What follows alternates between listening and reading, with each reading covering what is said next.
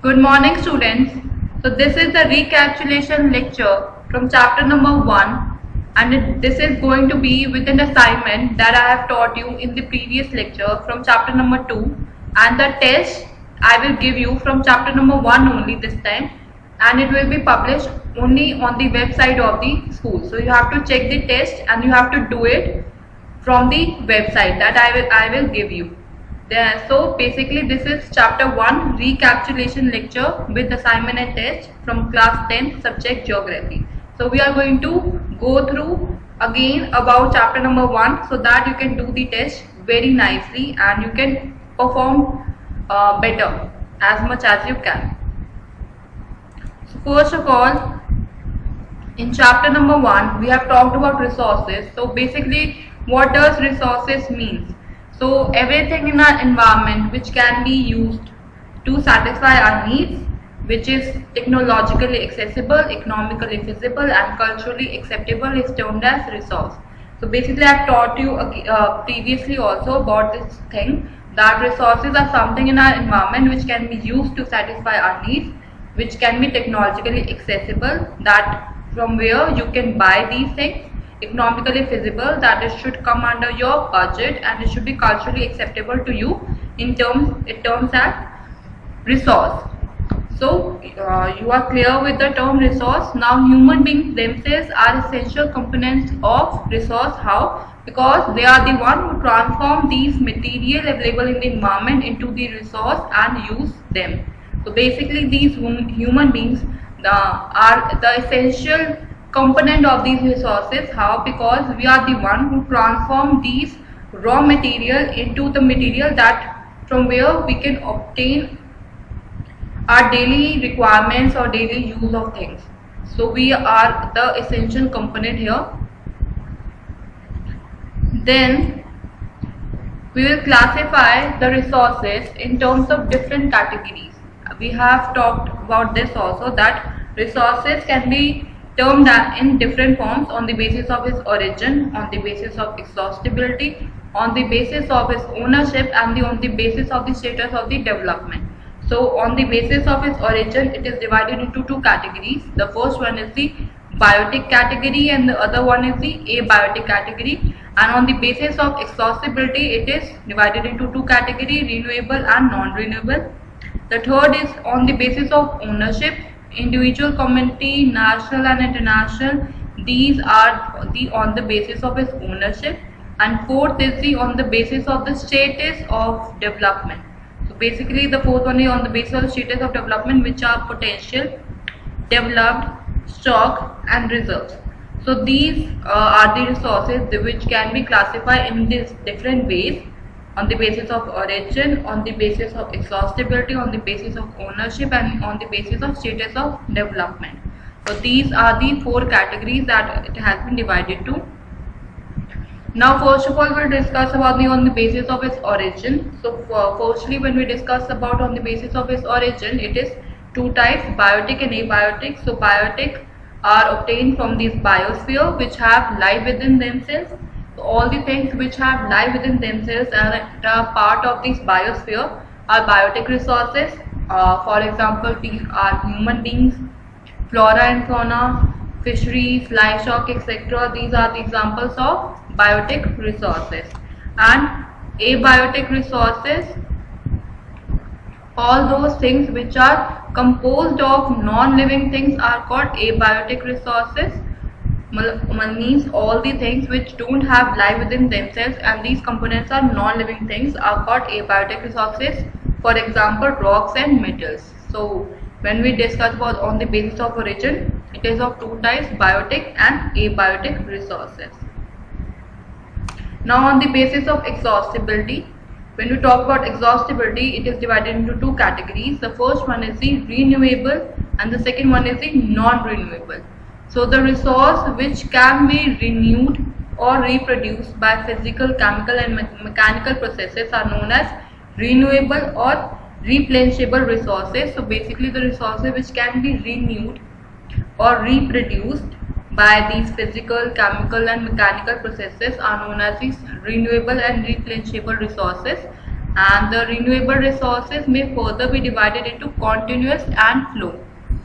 So anything which can be used again and again, and we can use these resources as many times as possible, and it is reproduced by physical, chemical or mechanical processes. They are the renewable resources, and they are divided into continuous and flow categories also. So for example, the solar and wind energy, water, forest and wildlife, etc. So these are the example of renewable resources. Now when we talk about non-renewable resources, so non-renewable resources occur over a very long geological time. So basically they are occurred after a very long geological time. These resources take millions of years in their formation, so they take a lot of time to formulate themselves. Some of the resources like these metals are recyclable, and some like fossil fuels cannot be recycled and can exhaust with their use. For example, these minerals and fossil fuels are the example of non-renewable resources. So basically some of these non-renewable resources can also be recycled, like these metals, we can melt them and make it another item from them. But these fossil fuels like coal, petroleum, etc., when they are used once, they are exhausted, they cannot be used again. So they are categorized into majorly non-renewable, but metals are also a part of non-renewable resource only. Now when we talk about on the basis of its ownership, like individual, community, national and international, it is divided into these four categories. So first of all, it is divided into individual resources.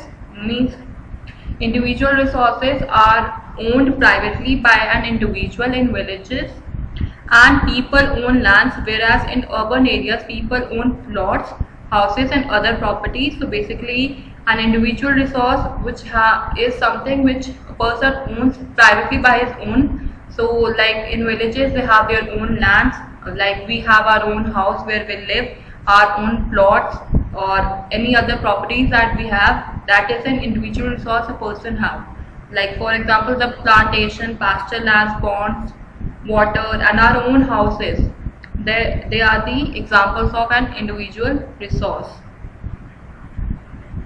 Second one is the community owned resources, which are accessible to all the members of the community. Basically when you live in a society, in a community, all the resources that have been provided to when you live in a particular community, like you are living in a society where you can use, the gym is provided to you, the parks is provided to you, so that the community, all the community members can use that particular things which is given to all the people, so they can access to all the resources that are available in a particular society.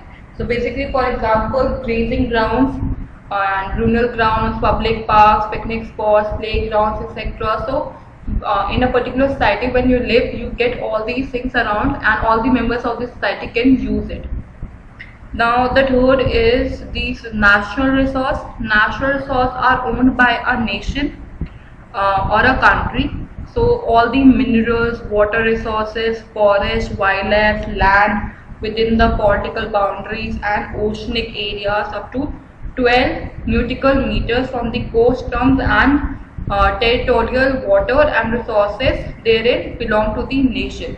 So basically all the natural resources which the particular nation, all which comes under all the boundaries of the nation. So in India, under all the boundaries of the India, all the minerals, water resources, that forest, wildlife, land, whatever it is, all the resources that can be found, and you can include the political boundaries also, which are the oceanic area up to these 12 nautical meters around them, and the coast area of India from 22.2 kilometer, it is covered under these natural resources only. So all these resources are a part of national resources which are used by the entire nation, and they get access to it. Now the fourth one was the international resource, which was regulated by these international institutions, and the oceanic resource, which is beyond 200 nautical miles of the exclusive economic zone belong to open ocean, and no individual country can utilize these without the consent of international institutions. So basically, international resources are when in, if like for example you are living in India, after the 200 nautical meters boundaries from India, all the area which is covered by other countries also, other parts of the world also, that is an international resource. So after the 200 miles, all the resources that you are getting from these oceans and other continents, they are the part of the international resource, and they are utilized only with the permission of these concreted international institutions that are there in other parts of the country. Now fourth is on the basis of the status of development. So basically on the basis of status of development, it is divided into four categories. First is the potential, second is developed, third is stock, and fourth is reserves. So these are the four basic things that come under the status of development. The first one is the potential resource. So in potential resources, all the resources which are found in a region but have not been utilized. So basically in a particular region, you know that these resources can be utilized from that particular area, but we are not utilizing that particular region to obtain those resources. For example, here we have taken Rajasthan and Gujarat, which have enormous potential for the development of wind and solar energy, but so far these have not been developed properly. So basically they have the potential to adopt all these resources, but they are not utilizing that particular region to take those resources from that region. Now second one is the developed resource. So basically in developed resources which are surveyed and their quality and quantity have been determined for utilization. The development of these resources depend on technology and level of their feasibility. So basically resources which are surveyed and it is determined in the survey it has been determined the quality or quantity of the resources, and it is how it is going to be utilized. So this is going to be the development of the resources depend on the technology and level of their feasibility. So and the third one is the stock. Materials in the environment which have the potential to satisfy human needs, but human needs do not have the appropriate technology to access these, they are called stock. So the third category here is the material in the environment that is there, they have the potential to satisfy human needs, but human beings are not able to access to them with their appropriate technology, they are the stock. So for example here we have taken hydrogen, which can be used as a rich source of energy, but we do not have that advanced technology to use it. So we don't have that particular technology to use it. We know that it can satisfy human needs, but we don't have that appropriate technology to access to that particular resource. Now the fourth one is reserves. Reserves are the subset of the stock which can be put into use with the help of existing technical know-how, but their use has not been started, and these can be used for meeting further requirements. So there are certain kind of reserves that have to make for the future generation also to meet the future requirements, and we are using in such a way that it is being divided in such a way that if how much amount is needed, so that they will get that much amount of resources and the others will be get reserved for the future requirements. So this is the reserve set of chart that they make for a particular country. For example, water in the dams, forest, etc. is a reserve which can be used in the future. So they reserve these resources for these future requirement, like the water they are saving in the dams and forest, etc. That's a kind of a reserve which can be used in the future. Now development of resources. Now we'll talk about development of resources.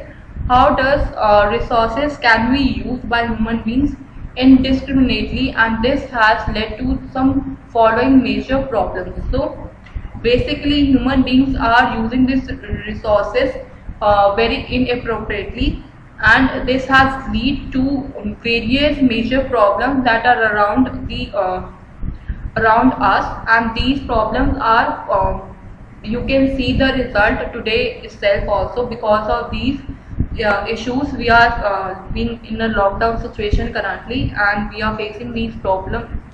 So if we would have taken certain measures properly, if we have respected our environment and we have planted more trees and all that stuff, so we would not have been in such a position currently. So what can be the major problems that are occurring here are the depletion of resources for satisfying the greed of few individuals, accumulation of resources in a few hands, which in turn divides the society into two segments, rich and poor. So first of all, the depletion of resources is because people are asking for more and more, and the need to satisfy their greed of these few individuals have made certain depletion in the resources. So now, like current situation, if we see that there are a number of people who can buy these resources because they have money with them, so they are categorized into rich category. But the one who are the daily wages workers, who do not get these they were working for per day money on a per day money land pay. So if they are not getting any money, from where they are going to buy these resources to survive in this world? So because of this accumulation of resources in a few hands, it has divided the society into the two segments of rich and poor, and it has led to global ecological crisis also, which is global warming, ozone layer depletion, environmental problems, and land degradation, and many more are coming up. As you can see, these coronavirus and all other viruses which are going to come. And this is because of these global ecological crises that have been made, and only we have heard about these global warming, ozone layer depletion. Now these viruses are also killing human beings, and the entire world is facing these problems. So we should be very careful, and we should manage our resources very essentially now. Now we'll talk about land degradation and conservation measures. So how you can conserve these resources and how land degradation helps. So first of all, human activities such as deforestation, overgrazing, mining, and quarrying have contributed significantly to land degradation. So basically, how this land is getting degraded because of the human activities that we're doing, because of this deforestation that is happening, overgrazing, mining activities, and all these things have contributed to significantly to land degradation. Mining sites have left deep scars and traces of overburdening the land, and in certain years, industrial effluents as waste have become a major source of land and water pollution in many parts of the country. So basically, in the recent years, we have seen that because of these industries that they have made to produce resources, they are making the environment polluted. All these land and water pollution is increasing day by day, and in many parts of the country it is so worse. And basically, India is one of the toppest countries when it comes to pollution. Now because of this crisis which has been come to in the entire world, the pollution level is decreasing, and then somehow it is helping the environment to live peacefully now. And now we can talk about some of the ways through which we can solve this problem of land degradation also. So how can we help? The first thing that can help us is afforestation. If we plant more and more trees, today itself you can do this. As we are at home in a lockdown situation, you can plant more and more trees or plants at your home, and you can properly manage it also by watering them daily. It can give you freshness around you and good oxygen. So afforestation and proper management of grazing can help to solve the problem of this land degradation. Then planting of shelter belts of plants. So planting of these shelter belts means setting a sequence of plants in a row, that is planting of shelter belts. Then establishment of sand dunes, by growing thorny bushes, proper management of wasteland and control of mining activities, proper discharge and disposal of industrial effluents and waste after treatment. So these are few of the ways to solve the problem of land degradation. Now soil, we come directly to the soil as a resource. So how soil as a resource we can use it? Soil is one of the most important renewable natural resource. How? Because it is the medium of plant growth and support different types of living organisms on the earth. It takes millions of years to form soil up to a few centimeters in depth. Various sources of natural nature such as change in the temperature, actions of running water, wind and glaciers, activities of decomposers, etc. contribute to the formation of the soil. So it takes millions of years to form soil. And how we can plant, because soil have their own sort of natural things which changes due to these environmental things that happen to the soil, which is temperature changing, actions of these running water that happens, then wind is also glaciers, activities of decomposers. So they change the fertility of the soil and it changes after every year. So the plants of rock and bedrock, climate, vegetation and other forms of life and time are important factors of the formation of the soil, and the chemical and organic changes which take place in the soil play an important role. So all the chemical and organic changes that happen with the soil, it takes a important role in the soil formation. Now there are different forms of soil that we have discussed also. You can see from your previous lecture that I have taught you. We are straight away coming to soil erosion and soil conservation. From the books you can study about the types of the soil that are there. Now we can talk about soil erosion and soil conservation. The denudation of the soil cover and subsequent washing down is described as soil erosion. The soil erosion is caused due to these human activities like deforestation, overgrazing, construction and mining, etc. And also there are some natural forces like wind, glacier and water which lead to soil erosion, and the soil erosion is also caused due to defective methods of farming. So basically the soil erosion comes because of all the in human activities that have been done, basically like deforestation, overgrazing, construction and mining. And how can you conserve these resources, we will talk about later. Like these different ways of soil erosion are firstly clogging along the contour lines decelerate the flow of water down the slopes, and this is called contour clogging. So basically I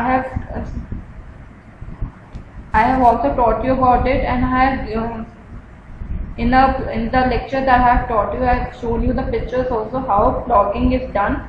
So clogging is done, it contours the lines and it decelerates the flow of the water down the slopes. Now the second thing is this terrace cultivation, which restrict the erosion, and this type of agriculture practice is done in western and central Himalayas. And third one is the strip cropping, when a large field is divided into strips and strips of grass are left to grow between the crops. Then this breaks up the force of the wind. This method is called the strip cropping. Then third is the planting lines of trees to create shelters, and it helps the stability of sand dunes and its stability the desert in western India. Rows of such trees are called the shelter beds, that I taught you before also, that planting lines of trees to create shelter helps the stability of sand dunes and establishing the desert in western India. Rows of such trees are called shelter beds. So this is it for this chapter. The recapitulation is done on this chapter. Now I am giving you one test from this chapter, and it will be published on the website of the school. You can access it from there, and on Monday the answers I will be publishing. So it's better you should do the test very efficiently and without any cheating. So do it very efficiently as much as you can. Study well. and this is going to be homework for today. The assignment I am giving you from chapter number 2, Forest and Wildlife Resources. These will be the questions that I am giving you as an assignment that you have to do. So the question number 1 which you have to do is you have to write any measures to conserve ecosystem. You have to write basically 2 or 3 measures to conserve ecosystem. Second question is explain any 3 methods of forest conservation adopted by the government after independence. Third question is how many types of forests are classified in India. Question number 4, distinguish between endangered species and extinct species of wild animals. Question number 5, describe the role of the community in forest and wildlife conservation. And question number 6, what are the steps taken by the government to protect flora and fauna in India. So this is going to be an assignment that you have to do, and we will discuss about it on next lecture. Thank you so much class, and you have any queries you can ask in the comment section.